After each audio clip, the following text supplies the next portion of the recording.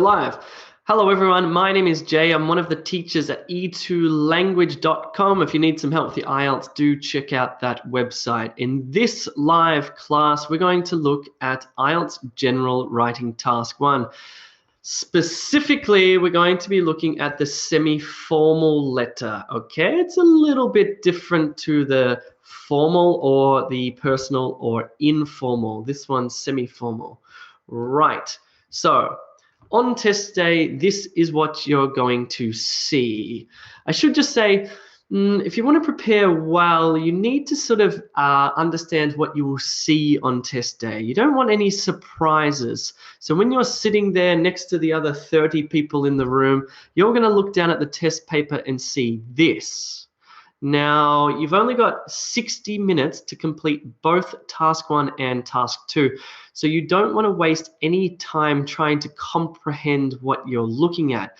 In other words, you do immediately. When you look at this, what's important is that central part, okay? What you're going to do is write a letter. Fine, we know that. This particular letter says you are applying for a job and you need a letter of reference. Write a letter to a former boss. Interesting. So this thing tells us that we're going to write a semi-formal letter. Why? Because it's a former boss. It's still a person of authority, but we're not writing to apply for a job where we don't know the person. In other words, we know this person, they're a person of authority, so they're not a friend. So it's in between the formal and the informal. That's fine. There's really not much difference between formalities in English. I know in some languages like Korean, for example, you change your verb tenses for the person you're talking to in terms of hierarchy, but not really in English. I'll show you how it's done, but there's very little change. Cool, so we're writing a semi-formal letter to our former boss. Why? Because we need a letter of reference. Now we need to do 3 things. In your letter, describe the job you are applying for, say what you want included in the reference letter, and request that your former boss send you the letter by the end of the week. This is going to be quite interesting because we have to negotiate being polite with getting what we want. I'm going to show you how to do that as well, because there are certain ways to be polite in English and yet still ask for something explicitly. I'm going to show you that in this letter. Right, cool. What we ultimately want to do is write an IELTS 9 letter. This deserves an IELTS 9. This letter is, well, it's perfect. It's perfect in every way. There are 4 things that the examiners look for in your letter. 4 things. That you write on topic, that you use precise vocabulary, that you use accurate grammar, and that you use a good structure. This letter has them all. I'm going to show you how to do all of those, actually. And letter from 65 words because you need to write over 150 words. Make sure you do write more than 150 words because you will be penalized and your score could drop quite remarkably if you don't get to the word count. So I'm going to again show you how to do that in this lesson as well. Cool. All right. There's a six-step method we want to follow. A 6-step method. Here are the steps. Let's just have a look. We're going to look at how to write the greeting. That's dead simple. We're going to look at how to write the reason for writing. That's pretty easy. Then we're going to have a look at the description here. Then we get into the background. Then we get into details. Then we get into the request or the suggestion. And then we look at this part here. So we're going to step through these one by one. We're going to do this one, then this one, then this one. And you're going to write sentences as we go. So please get out a pen and a piece of paper, because the best way to learn how to write these letters and how to put this structure into your mind is by doing it. There's really no other way. You can't just sit there and watch YouTube and now I know how to write this letter. No, when you put pen to paper and you start to realize, wow, that's more difficult than I thought. Cool. Right. This letter that I just showed you actually has quite a few phrases or parts that you can memorize. You can't memorize the whole lot. You do need to be flexible because every letter will be different, and the examiners know if you've memorized the whole thing, because there's no way to memorize the whole thing because you don't know what prompt you will get on test day. However, there are parts that you can memorize. For example, you can memorize the greeting. Okay, you can memorize this part. Whoopsie, what have I done? Memorize this part here. I look forward to hearing from you. You can memorize that phrase. Yours sincerely, and of course you can memorize your name. So there's 4 parts that you can memorize. Cool. So in fact, if we look at our letter, these parts have been memorized right at the beginning and the end. But actually more that you can memorize, because you can memorize the beginning phrases of each paragraph. The reason for writing, for example, I am writing to verb. I'm writing to invite you to my party. I'm writing to complain about your stench. I'm writing to request that you give me $100. This is a phrase that you can also memorize. In the second paragraph, you explain in detail. Let me explain in more detail. You can memorize this whole sentence. And the third paragraph that we're going to write, you're either going to request or suggest, in which case you can use would you or could you, verb object, or can I suggest or might I suggest, subject verb object. So in fact, what we can memorize of this letter is quite a bit. Dear Michael, I'm writing to, let me explain in more detail. Would you be able to? I look forward to hearing from you. Yours sincerely, Jay. So what we have to write based on the prompt is this much. It's still quite a bit. It's still quite a bit, and you still need to have the fundamental skills of vocabulary and grammar, sentence structure, that sort of thing. If you need any help, by the way, please go to e2language.com. We have heaps of stuff for you that can help you with your grammar and vocabulary and whatnot. Cool. So really, your job is to do 3 things on test day with this letter. First, you need to give a reason for writing and provide some background information. Give a reason why you're writing and what's the background information. Then you explain in more detail. Then you're going to request or suggest. It's always the same. No matter what question prompt you get, it's going to follow this structure. Whether it's informal, semi-formal, formal, doesn't matter the prompt, it always is like this. Background information, more details, and then you request or suggest, okay? So we can follow a structure here, which is good. Right, now it's almost time for you to start writing. We'll start with a dead simple part, which is the greeting. So, dear Michael. Now, it's semi-formal, so I haven't said, hi, Michael. I've said, dear, semi-formal, but I've used, you know, when I started writing this, I wrote, dear Mike. But I realized Mike was short for Michael. Mike would be fine if it's your friend, but this is semi-formal, so the first name is fine.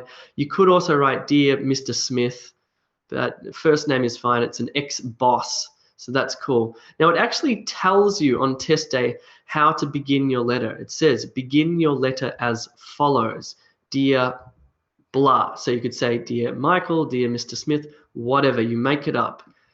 So begin your letter as follows, dear blah blah. Please write this greeting. You have 20 seconds.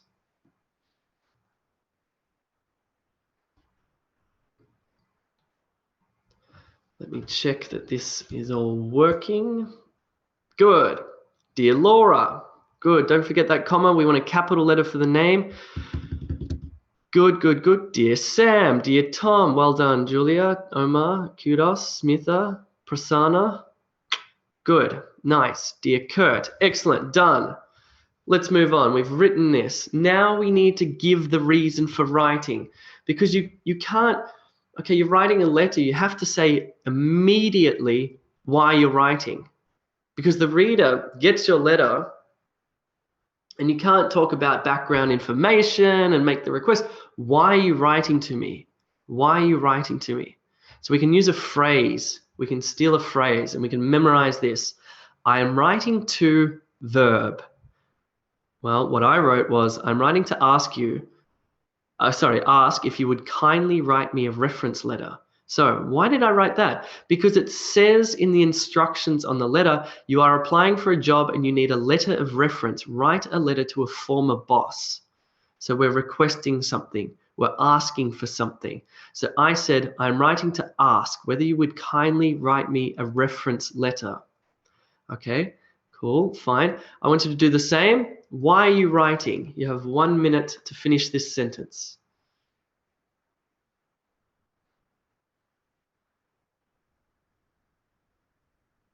Try and use request. I'm writing to request.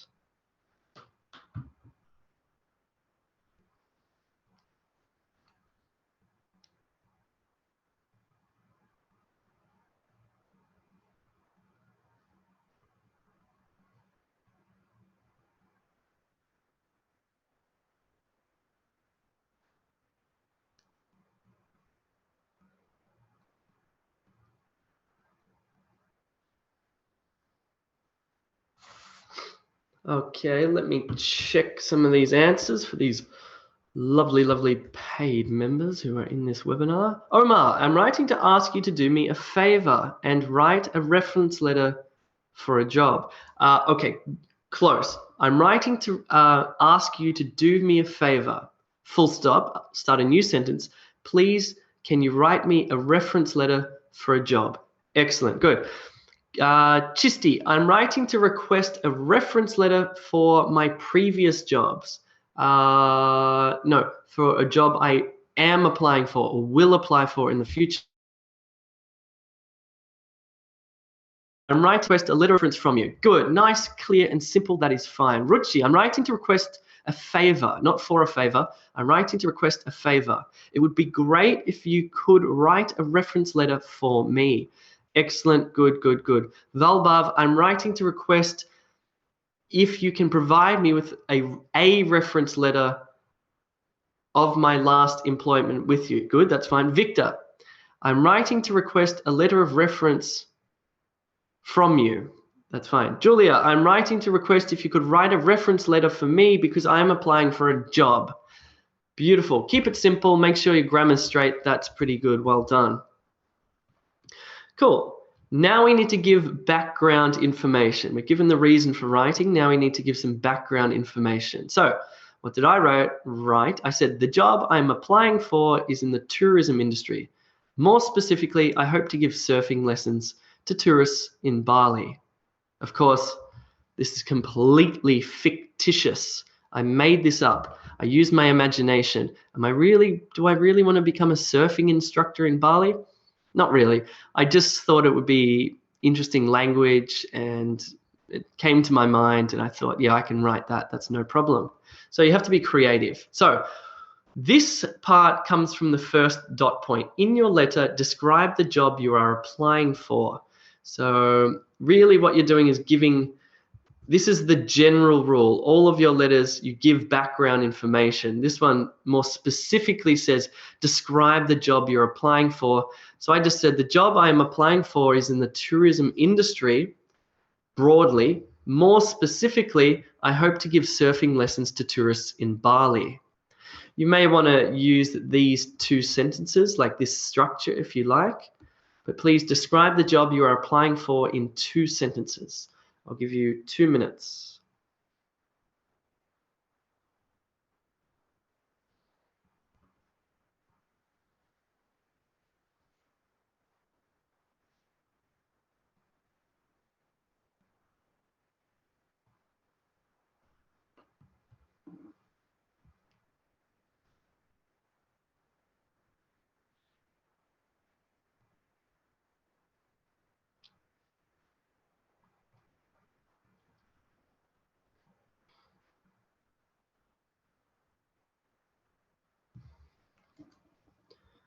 All right, let me check some of these sentences. Smither. Dear Ms. Rita Ramas, I'm writing to request if you could write me a reference letter for my further studies. No, you're applying for a job. Don't go off topic. I'm writing to ask if Omar, I'm planning to apply for a new position as a supervisor engineer. More specifically, subject, verb, object. More specifically, the job is in a laboratory department. The job is in. We need that verb in that, more specifically, subject, verb, object. Good. Kudos. I am applying for a job in a university where I will be teaching human resources to the students, plural, not just one student, students. Good. And human resources or human resource management. Good. Well done. That's fine. Julia, I have been working for your center for 1 year and have been enjoying the experience. Remember, this is a former boss, a former boss. So read that cue card carefully. So this is no longer your boss. It's not your current boss. It's a former pre-boss. So I enjoyed, past tense, working for you. That's fine. You can start like that. Prasanna, I'm applying for a job in Victoria University in the IT field. In more detail, I'm looking for a job as an IT tutor for postgraduate students. Good. Chandra, I'm applying for a supervisor role in an earth,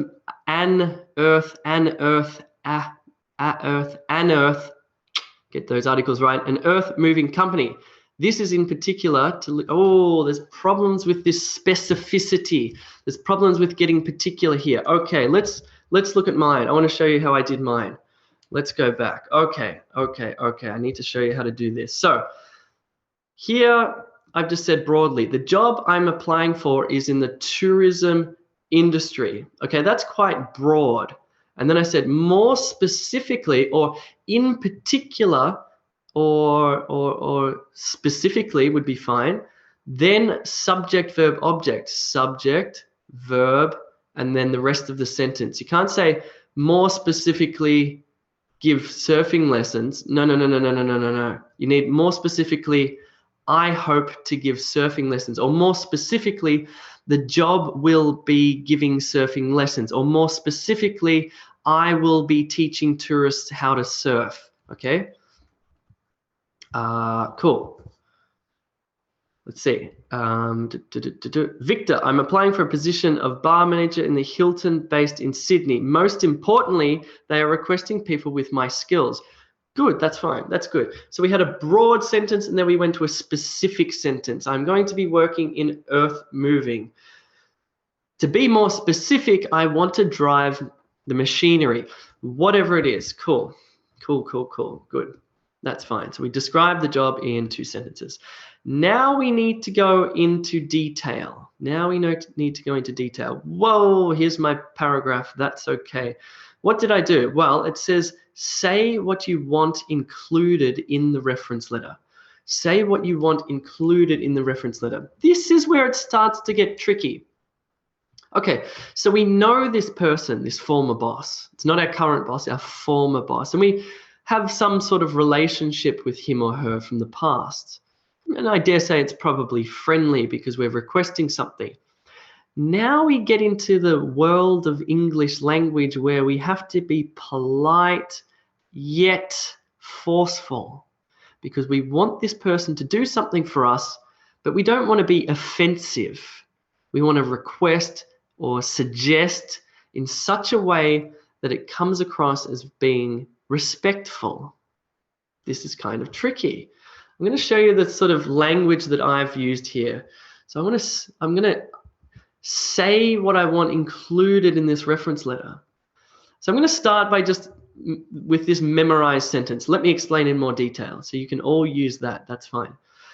I know that we work together as teachers, but I would appreciate if you could include information about my character. You could describe my hardworking and amicable personality, for example.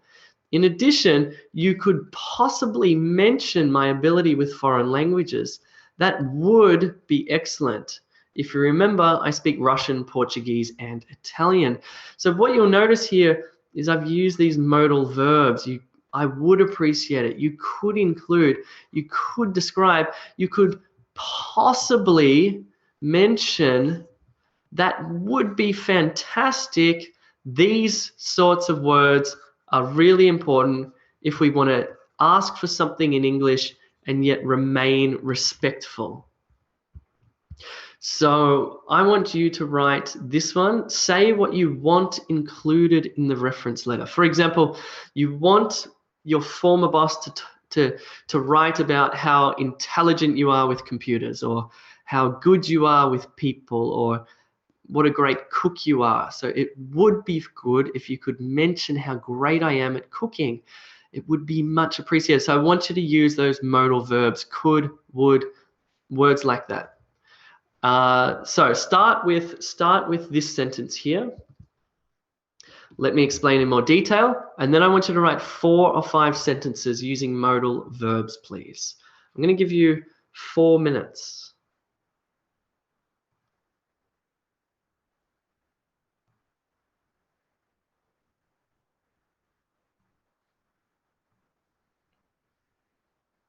If you're on YouTube and you're enjoying this, please click like.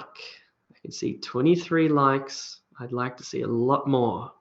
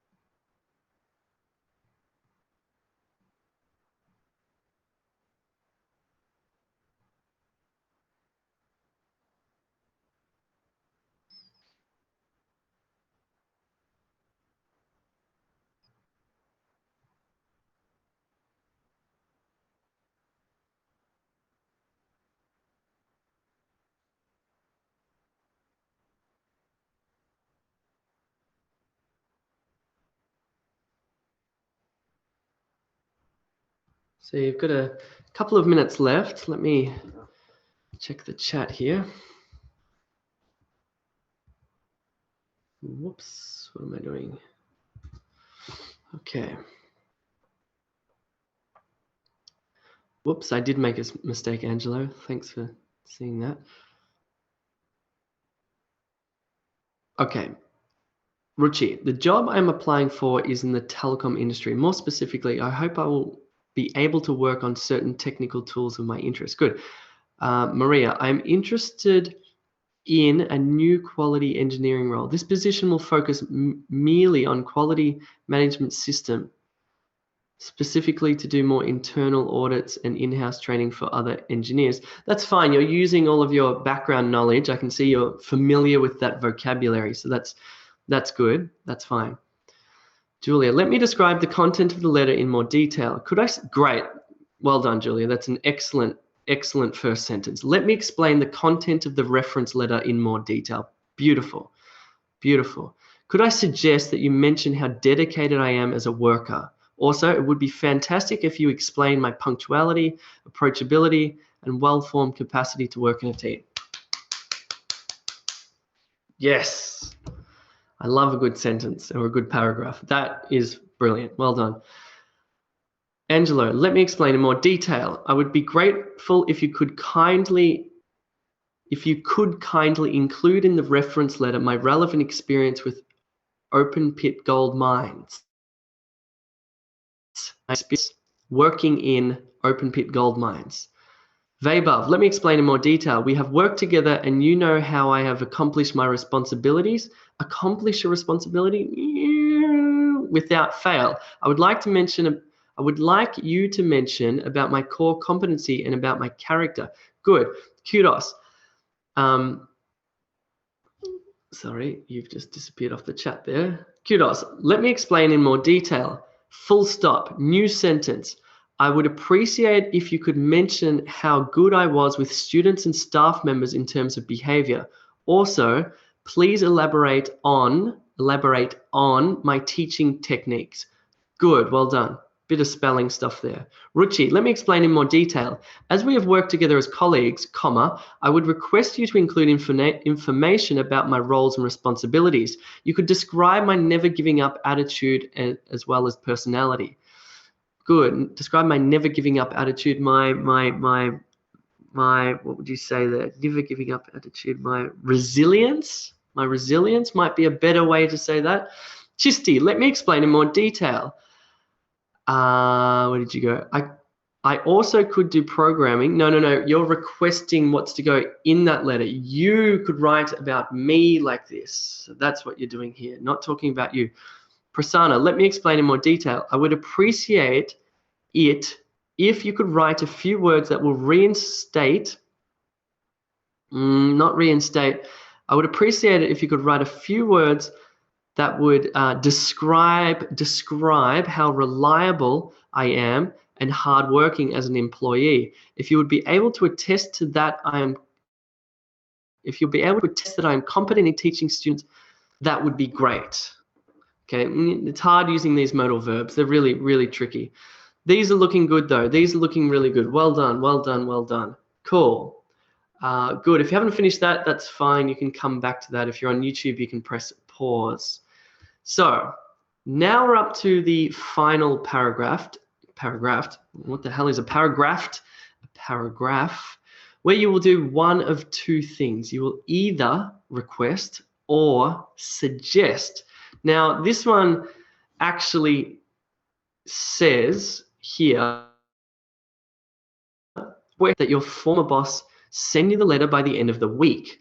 Oh, again, we're saying, oh, we're in a bit of, I'm sorry, but can I ask you to do this quickly? We're going to have to use, again, modal verbs to express politeness, to still be forceful and say, I need you to do this, but do it in such a way that it's respectful because it's a former boss. So fine, your paragraph is going to look like this. And it's probably going to start with, well, let's look at mine again, sorry. Let's look at mine.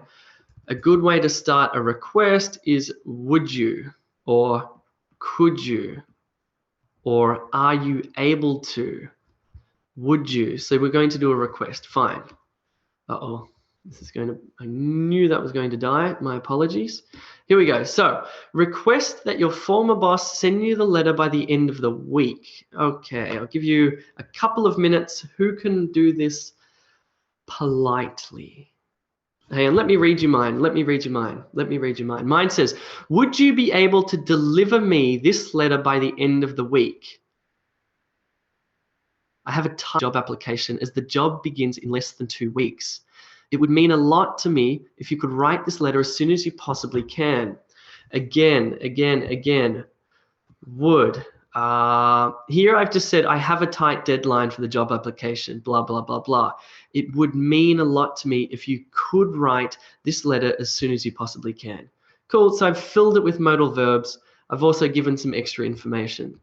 So cool, your turn. You have 2 minutes.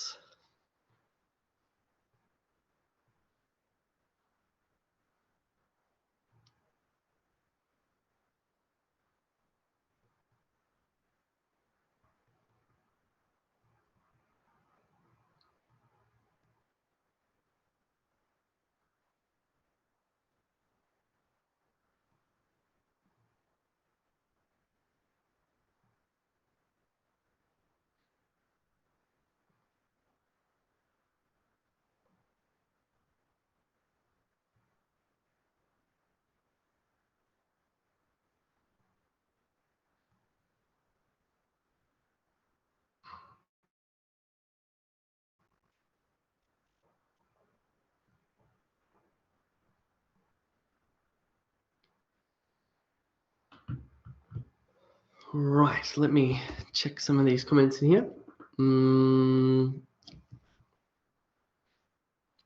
What have you guys written? Kudos, please ask me that question at the end. Okay. Ruchi, could I ask if it would be possible? Beautiful request. Well done. Could I ask if it would be possible? It's so could, would, possible. This is such a polite way of doing it. You're expressing how much you need this. Could I ask if it would be possible? It's good. Well done, Ruchi. Could I ask if it would be possible for you to send me this letter by the end of the week?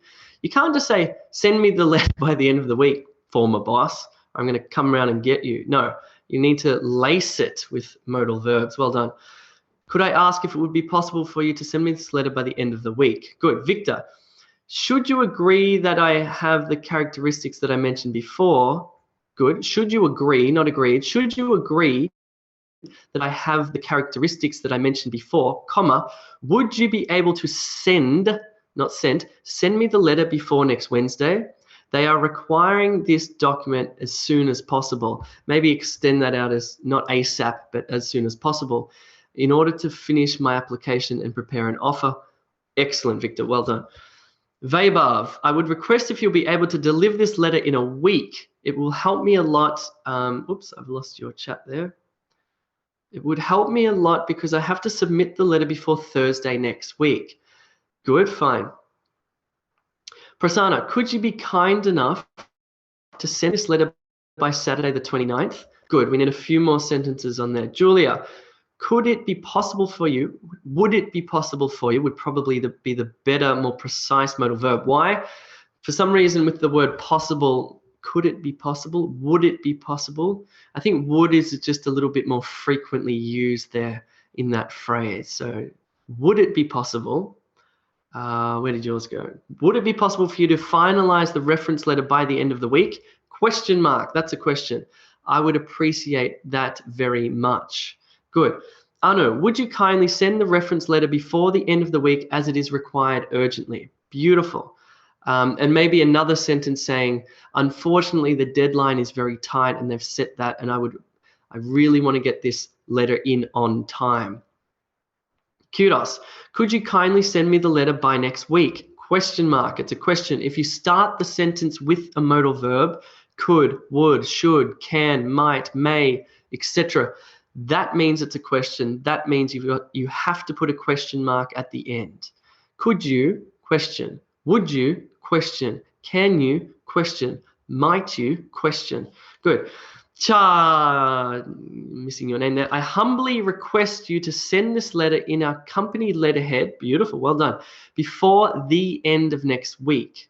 As I am committed to deliver this along with my personal proofs, comma, it would be really helpful if I get this in on time. Get this in on time. Two prepositions, in on time, beautiful.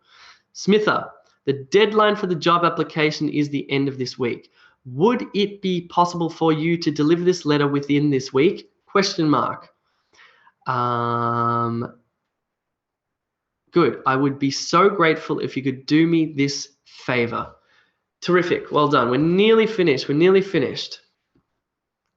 Now we just need to end, sign off, and put your name. So this is just something that you can memorize. Because we're doing semi-formal, this is a good way to sign off. You can use this for, you can actually use it for informal. You can use it for semi-formal. You could potentially even use this for formal. So if you do just want to memorize one type of sign off, this might be a really good one. I look forward to hearing from you. This actually can be used, maybe not for informal. It's okay for informal. Maybe a better one for informal would be something like, I hope to hear from you. Or, yeah, no, it's fine. It's fine. It's fine. But this is definitely a semi-formal. You're sincerely. Why?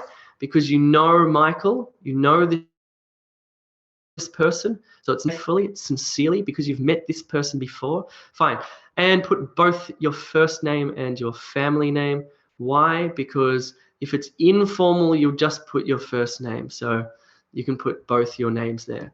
Cool. So let's quickly copy this one, and you have 1 minute.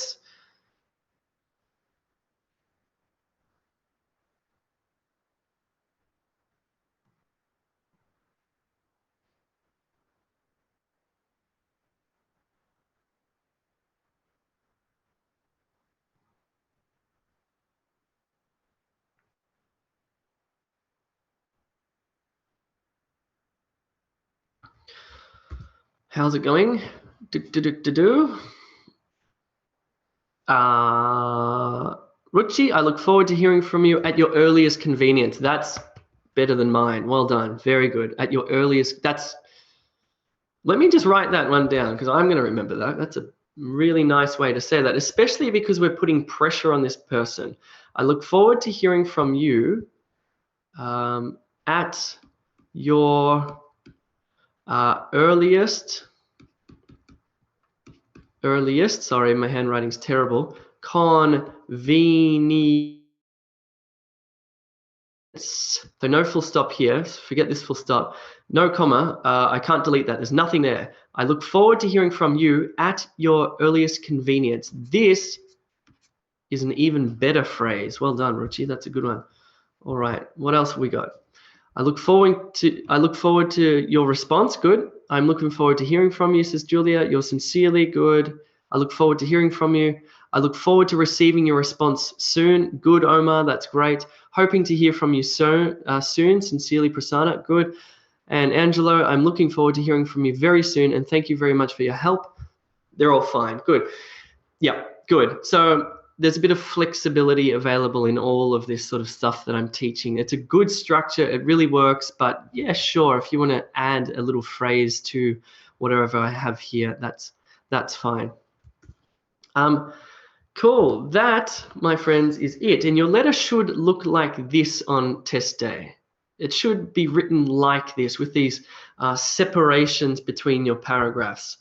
The greeting, we have the reason for writing, the background information, the more details, the request or the suggestion, and then we have the final part there. Cool. And we learned that well, we can memorize this. I'm writing to verb. We can memorize this first sentence here. We memorize the request. And we memorize all of this. So that's good. So in fact, well, we still have to use our language skills, but nevertheless, why would my letter get an IELTS 9? Why does it deserve to get an IELTS 9? I actually don't know if IELTS ever give a 9. They seem to be very, very strict with writing. But anyway, let me justify why this should get an IELTS 9. There are 4 things that the examiners look for when they look at your letter, okay? 4 things. First, did you write on topic? 2, did you use precise vocabulary? 3, did you use accurate grammar? 4, did you use a logical structure? Now, what I've just shown you helps you to do this and this. Vocab and grammar is a different story, and I'll get to that in a second. But this thing that I've just showed you really does cover 1 and 4. What does it mean to write on topic? Well, we definitely separated all of our paragraphs out, and we did this in the first of all, we wrote the reason for writing. You need a letter of reference. Then we wrote a paragraph on describing the job we're applying for. Then we wrote a second paragraph. Then we wrote a third paragraph. So tick, tick, tick. Good. We've definitely written on topic. One of the big problems that one of the errors that people make is they mix their paragraphs together. You have to be very careful to keep your paragraphs separate. What do I mean by that? So a lot of people, for example, they'll say, this one says, describe the job you're applying for. This one says, say what you want included in the reference letter. Some people might mix and start to ask for what they want in the reference letter in the first paragraph, or they might start to talk about the job they're applying for in the second paragraph, or the request might go into the second one, or vice versa. And you don't want that. You want to keep your paragraphs absolutely separate. So just before you start to write your paragraph, just stop and think for a few seconds and think, okay, I'm in this paragraph about this, and it will be very separate from my next paragraph. IELTS examiners like separate paragraphs when you haven't mixed the question prompt in. into the different paragraphs. Cool. So in ours, we gave the reason for writing and we gave the background information. Fine. Then we explained in detail. Then we requested something. There's the 3 or 4 things that we do. Fine. Use precise vocabulary. Well, if we look carefully, vocabulary is more than single words. Tourism industry, more specifically, in more detail. But I would appreciate it if you could. Hardworking, amicable. In addition, tight deadline would mean a lot to me if, as soon as you possibly can. So what have I got here? Well, I've got a mixture of single words like amicable and hardworking. This is nice vocabulary. But really, what's better than using fancy single words is using phrases, word combinations, things like, this is a nice little combination, a tight deadline. Examiners are looking for these collocations, these word combinations. Phrases like, but I would appreciate it if you could. I would appreciate it if you could. Verb. You can start to memorize some of these phrases as soon as you possibly can. There's a nice phrase. What about grammar? What have I done? Well, have a look at my verbs here. Nothing too fancy. I've got present continuous. I've got a modal verb here, would write. Another present continuous, am applying. Present simple, present simple, present simple, present simple. Past, we worked together as teachers in the past. Modal verb here, could describe, could mention, would be, lots of modal verbs, present simple, modal verb, present simple, modal verb, and here we've got a verb phrase with a preposition. So my verbs, there's actually no present perfect in here, but there's lots of modal verbs, so that's a good thing. What you need to do with verbs is think about what you're trying to say. What are you trying to say? Don't go into the exam thinking, I'm going to use present perfect continuous, and past perfect. It's not about that. It's about conveying a clear message. It's about choosing the right verb to say what you want to say, to communicate what you want to communicate. If you want to check out verb tenses, if you're confused, type into the YouTube chat E2 Core Skills. I'll put it into the description below. We've got some great verb videos that explain this sort of stuff, okay? So verbs are really important because they're in every sentence, so you need to get them right. What about articles and nouns? Well, if you're from India, a lot of Indians have trouble with this. A lot of Asian people from Asia who speak lots of different languages, there's no articles in your language. So letter, the job. So we go from non-specific to specific. The tourism industry. What else have we got here? Any more? Tight deadline, the week, the end of the week, the job application, the job. So make sure you get your articles right. They're important. And the.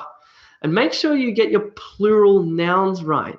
So surfing lessons, not tourist, tourists, plural, more than one. Languages, plural, more than one. This is such a common error, If an IELTS examiner sees that you have written a singular noun when it should be a plural noun, when you should have an S on the end, that's something it's funny, these singular and plural nouns, because it's something that you'll learn very early on when you start to learn English, but it's something that you constantly need to consider when you're writing and when you're speaking. Is it one tourist or is it more than one tourists? Is it one student? Are you going to teach a student or students? You really need to consider singular and plural nouns. That's probably the biggest thing. The other thing is capital letters for names of places, for for languages, countries, people's names, etc. So that's important. Adverbs and adjectives. So kindly, specifically, possibly, sincerely, these are nice adverbs. A reference letter, surfing lessons, tourism industry, hardworking, amicable, foreign, excellent, tight, less, too, able. So I've also got some interesting adjectives here, describing words. So that's cool. Prepositions, these are a real trick. This is fine. I'm writing to ask. I hope to give. These are fine. Lessons to tourists. In Bali, in a place, in more detail. It's just a phrase where you have to memorize in. As teachers, about my character. For example, in addition, with languages, my ability with languages. To deliver. End of the week. Deadline for. Application as. The job begins in less than 2 weeks. I look forward to hearing from you. Prepositions are probably the hardest little bits to get right. But again, if you want to push up towards that IELTS 9, 8, 7.5, you really need to get the prepositions right. Are they critical? Well, verb tenses are probably more important. But prepositions just make it perfect. They're the things that you get right to make your letter stand out from everybody else's. They're hard. How do you learn them? Well, pay attention when you're reading. Pay attention to those tiny little words, those prepositions. There's also other ways, but maybe I'll get to that in a second. Fine. The other thing you want to do, this is the last thing that we're looking at, by the way, simple sentences and complex sentences. So you want to have a range of short, simple sentences. These are the black ones. The job I'm applying for is in the tourism industry. Good. More specifically, I hope to give surfing lessons to tourists in Bali. So just the single verb there. I hope to give, yes, fine, one verb. But then we have complex sentences here. And these are where we have 2 or 3 verbs. I know that we worked together as teachers. Then we have a joiner, but I would appreciate if you could include information about my character. This sentence is complex. Why? Because it has 4 verbs, not 1, 4. I mean, a complex sentence can also just have 2 verbs. That's fine. And what we've done is we've joined these sentence parts to make one big, long, complex sentence by using that joiner but, or that, or as, or even if. You can use these joiners to create complex sentences. Cool. Last one. Use a logical structure. Well, this structure that I taught you that has the 6 steps, the greeting, the reason for writing, the background information, the details, the request, and then the last bit, this is the sort of structure that you want. That's the logical structure that you should follow in order to get an IELTS 9. Now, just before you click, by the way, if you're on YouTube, click like if you enjoyed this video. Feel free to subscribe and also leave a comment. I appreciate reading nice comments. It helps me to keep my motivation as a YouTube teacher, by the way. So, get feedback. Of course, this doesn't apply to everyone who's in the paid webinar right now, but for those of you on YouTube, if you really do want to succeed, there are 2 ways that you can do this. One-on-one tutorials or written feedback. It all comes down to this, because the question is, how do you know if you're doing something wrong? How do you know what you're doing wrong? It requires somebody like me to look at your writing and say, you need to work on prepositions. You need to work on building complex sentences. You need to get your articles straight, for example. Or I can look at the logic of your letter, for example. So one of the things we do at e2language.com, www.e2language.com, is we offer preparation courses for IELTS that include tutorials and include written feedback. So do check that out. That, my friends, is the end of that. I will now be answering questions for my lovely people in the webinar. Chisty, can we start like, greetings, dear sir? No. It tells you, let me go back. It tells you right at the start of the letter how to start your letter. Let me show you this again. So you don't want to create this. It's not about creating this. It says, so when you first look at that thing, it says, begin your letter as follows. Dear or dear sir, madam. It will tell you exactly how to start. So please don't reinvent this. Don't come up with your own greeting or something like that. Just read that carefully, okay? Victor, can you explain an IELTS 7.5 in writing? Not off the top of my head. There are what's called the public band descriptors. What this means in English is IELTS have a way of grading you. They look at those 4 criteria. So did you write on topic, your grammar, your vocabulary, and your logic? And they give you an individual score on each of those. And each of those has a category with a description of an IELTS 9 does this. An IELTS 9 is basically perfect.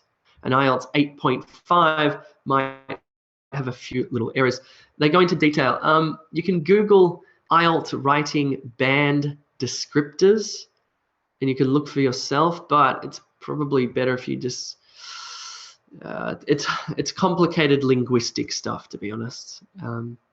Victor, it's complicated. Cool, thanks Julia, appreciate it. Kudos, I have 2 questions. 1, if the question asks you to introduce yourself, then what should we write? Okay, if it just says introduce yourself, that would be the first task, okay? The first task that you have to do. Remember there are 3. First one might say introduce yourself to the reader. So obviously you do not know this person.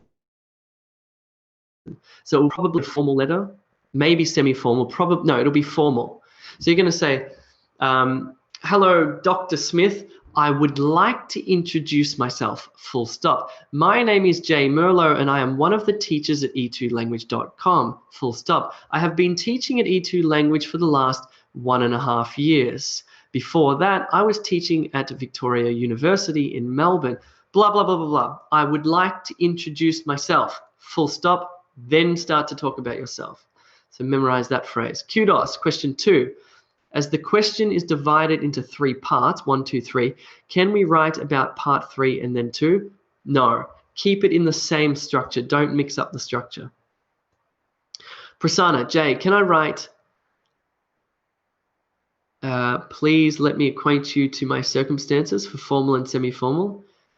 No.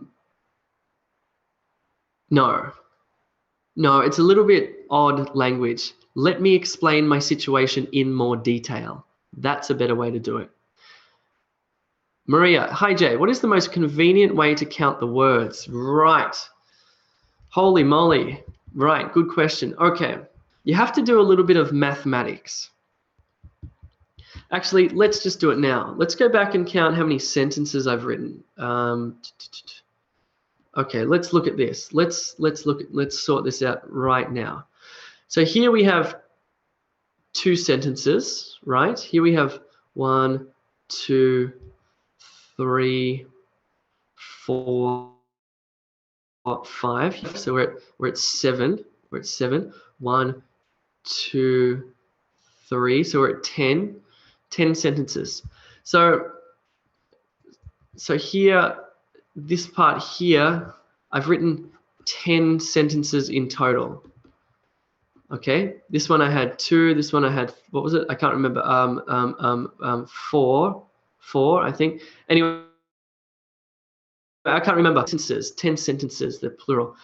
However, some of my sentences are very long and complex. So you might want to aim, if you're going to write short, simple sentences, you should probably write about 15 sentences. Another way to do it is this. Let me explain this way. This is probably better. If you're going to practice at home, this is what you do. 1, 2, 3, 4, 5, 6, 7, 8, 9, 10, 11, 12, 13, 14, 15, 16, 17, 18, 19, 20. Good, that's going to be easy to multiply. So I've got 20. And then you count 1, 2, 3, 4, 5, 6, 7, 8, 9, 10. Let's see how accurate this is actually. So that's 200 words. In fact, it's 165. So it gives you a very rough calculation. To be honest, it's 150 words. You probably have time to count every single word. If you follow this structure, you will have time. So just count every word. Make sure you're above 150. Yes. Cool. Other questions? Prasanna, Cambridge books will have sample band score answers. Okay, that's a good way to do that. I might do a video on what it all means. IELTS 9 versus 8.5 versus 7.5, whatever. Vikramjit. Are there any topics, is there any topic-wise vocabulary which can be used and achieve higher bands? Okay. Vocabulary to get a higher band score.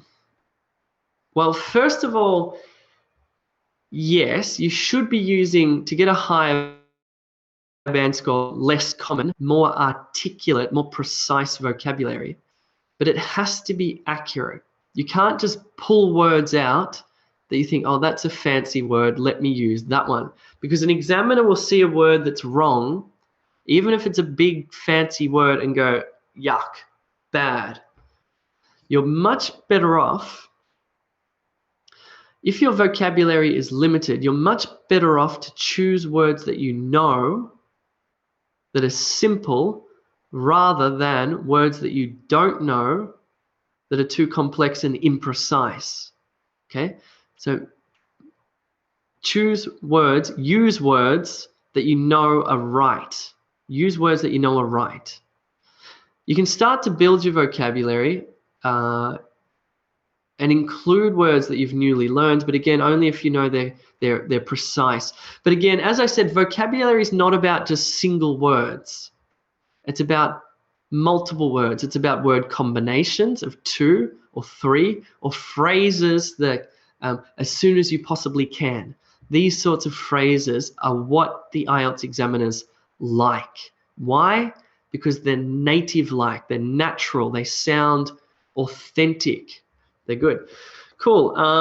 Angelo, could you please explain in more detail why you have used but in your letter? The word but conveyed contrast, and I didn't see this contrast in your sentence. Oh, okay, good. I get it. Yeah. Good question. Oh, good question. Here we go. So, but why did I use this? Okay, because I'm writing to get a reference letter, and I say I know that we work together as teachers. Here, I'm writing to get a reference letter to give surfing lessons in Bali. I know we teachers, but I would appreciate it if you could include information about my character. So there's a bit of a contrast going on there between my former profession, which was a teacher, and the job that I'm applying for, which is to teach surfing. So I said, I understand that we used to work as teachers, but it would be good if you could just talk about my character, not my teaching skills, because that won't apply. So I hope that makes sense. Good question. Oh, whoa. Hold on. That's crazy. Sorry for that. Cool. I think that's it. Good. I'm going to go home and eat some dinner. I hope you do the same. Good luck. Keep writing. Keep practicing. Get feedback. Get feedback. That's the critical thing here. And I will see you guys on Wednesday for the writing task 2, by the way. Yes, I'll see you on Wednesday. Cool. How do I turn this thing off? Bye.